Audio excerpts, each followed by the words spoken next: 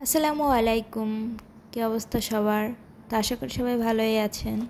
কিছুদিন যাবত video upload করা হচ্ছে না, আসলে মন মানসিকতা বা শরীর একটু খারাপ ছিল, তাই আর কি ভিডিও আপলোড করা হয়নি। ভিডিও ছিল ফোনে কিছু, তাই ভাবলাম আপলোড করে দেই, আর তার জন্য আজকে ভয়েস ওভার দিতে বসে গেলাম।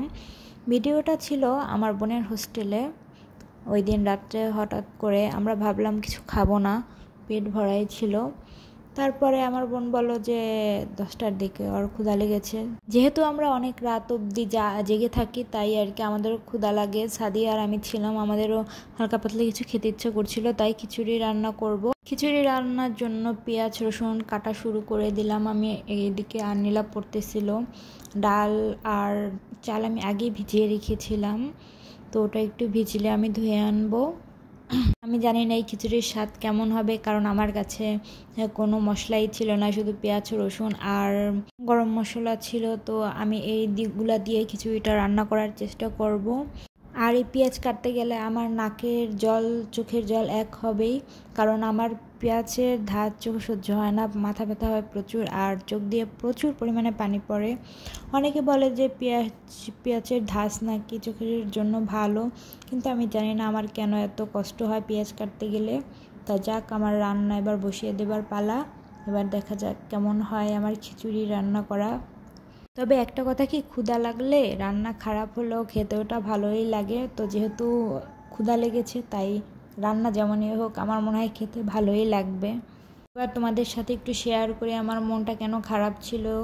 আমার আব্বু একটু অসুস্থ ছিল, তাই আর কি আমার মনটা খারাপ ছিল।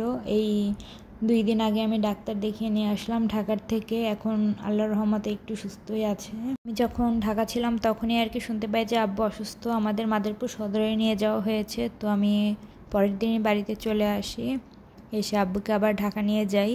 এখন আব্বু আল্লাহর রহমতে সুস্থই আছে। যাক, সবাই দোয়া করবেন আমার আব্বুর জন্য।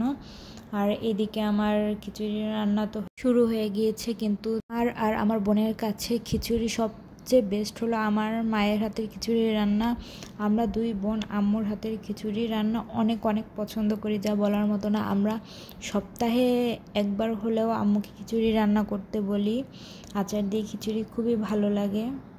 আমাদের হোস্টেলে এই চুলায় রান্না করতে অনেক অনেক সময় লাগে। আমি জানি না এই খিচুড়ি কখন হবে, রাত কয়টা বাজবে এই খিচুড়ি খেতে খেতে।